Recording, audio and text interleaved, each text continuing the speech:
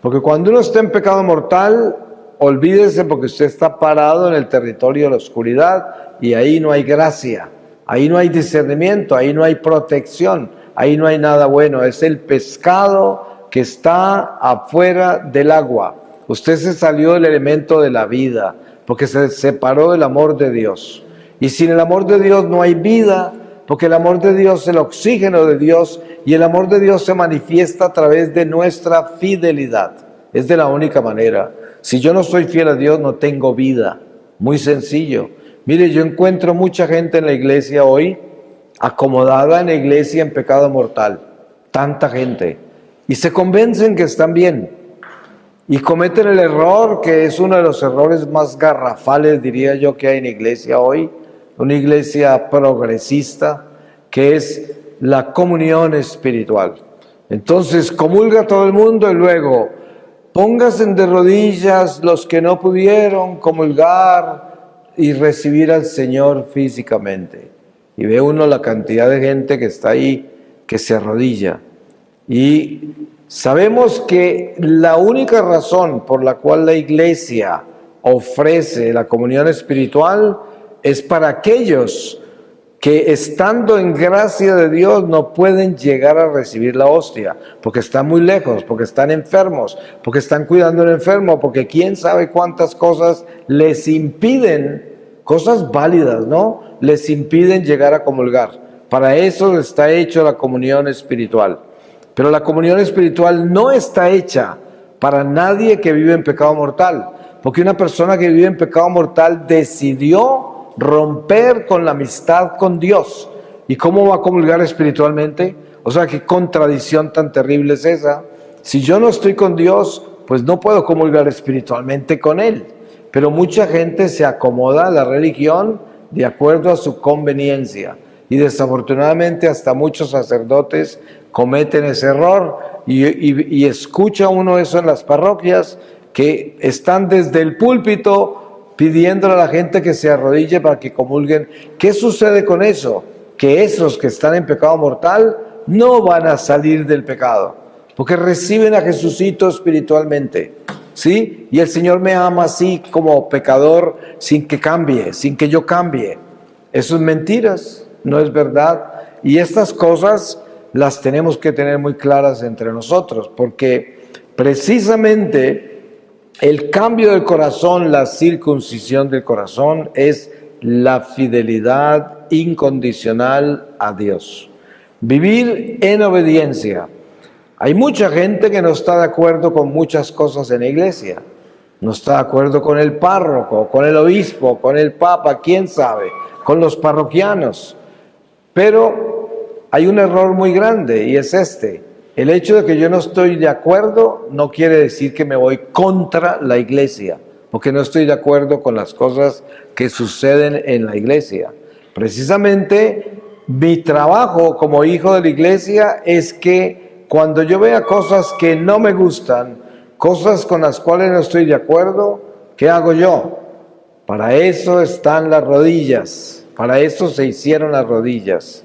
Es como una santa que se estaba quejando mucho de unas compañeras de comunidad y era una mística y se quejó ante Jesús. Y lo único que Jesús le dijo fue, muéstrame las rodillas, para ver cuánto había orado por esas personas que la perseguían, que la atacaban, que estaban haciendo cosas malas. Entonces, uno nunca se va contra la iglesia, sin importar qué es lo que pasa en la iglesia. Uno ora por la iglesia. En vez de criticarla, juzgarla, escandalizarla, sacar la ropa sucia al sol de la iglesia, nunca se puede hacer eso. Y esto tiene que ver con serle fiel a Dios. Yo siempre digo, miren, Jesús sanaba leprosos en la orilla del camino. Y por la ley de Moisés, un leproso que se sanaba tenía que ir a pagar el diezmo al sacerdote al templo. Jesús, siendo Dios, sanaba a un leproso y lo enviaba al templo a pagarle el diezmo al sacerdote. Él siendo Dios.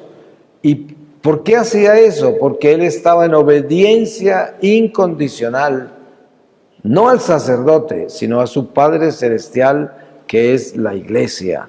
Y por eso vemos en él el ejemplo de que siempre debemos ser obedientes a la iglesia sin importar lo que está pasando en ella.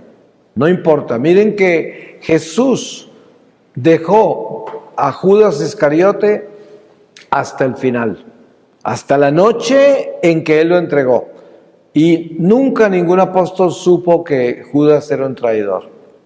Por eso, en la última cena todos preguntaban, ¿seré yo, maestro? Nadie sabía. Y encima de todo, Judas era ladrón y él le confiaba el dinero. Pero ¿cuál es la enseñanza de esto? La enseñanza es conocer la humanidad de la iglesia. Entender que en la iglesia habrán Judas Iscariote. En la iglesia habrán los que se roban el dinero. En la iglesia habrán los que traicionan a Dios. En la iglesia habrá siempre una humanidad rota, que no es fiel y que es escandalosa. Y por eso jamás podemos caer en la trampa de escandalizarnos nosotros por los escándalos de los demás, sino que lo que debemos hacer es nunca olvidarnos que la iglesia es Dios y a Dios le debemos la fidelidad. ¿Cuánta gente anda por ahí en turismo de parroquias porque nunca consiguen el párroco que les gusta? O en turismo de confesiones buscando el sacerdote que se merezca oír sus pecados. Entonces andan de un lado para otro y lo que son es gente soberbia y escrupulosa, porque cualquier sacerdote tiene la unción para perdonarnos, para celebrar la Eucaristía.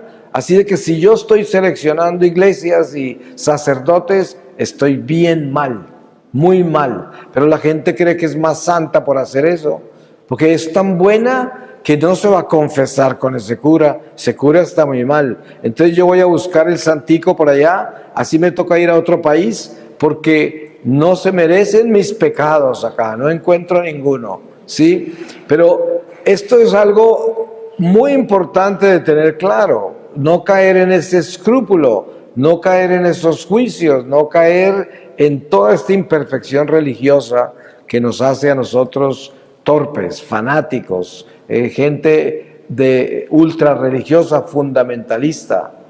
Y por eso la conversión del corazón tiene que ver con yo vivir mi fe como un católico sencillo, pequeño, humilde, tranquilo, sin toda esta creatividad religiosa, sino que oro, me confieso, comulgo con frecuencia y busco hacerle el bien a todos cuantas veces pueda, sin ningún interés. Y esa es mi vida.